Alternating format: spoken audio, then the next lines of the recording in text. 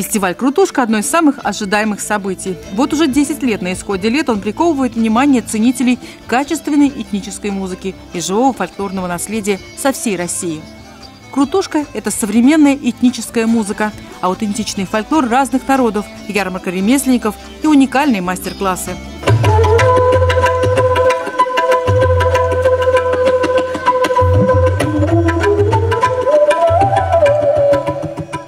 Звезды российской и мировой музыки из Москвы, Белоруссии, Турции, Венгрии, Германии и Индии представили направление World Music. Это сочетание современных выразительных средств и этнического колорита. Мы уже 10-й год сюда ездим, ни разу не пропустили.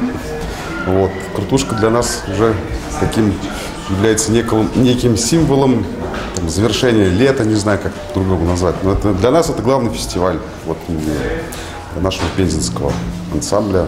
В этом году еще привезли другой коллектив пензенский.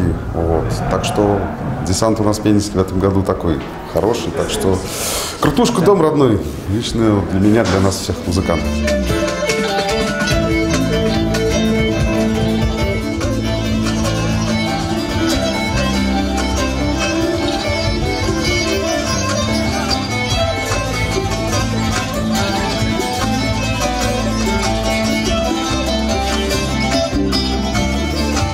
En popüler müzik türü tabii ki değil.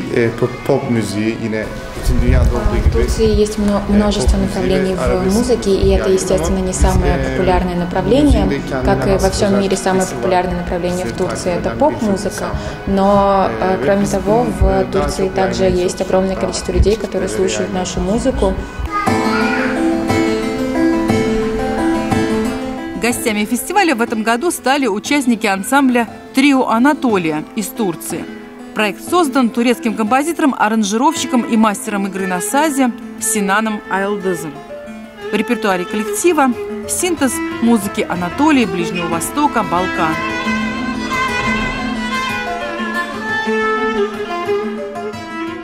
Интересуемся шведской культурой, играем шведскую народную музыку.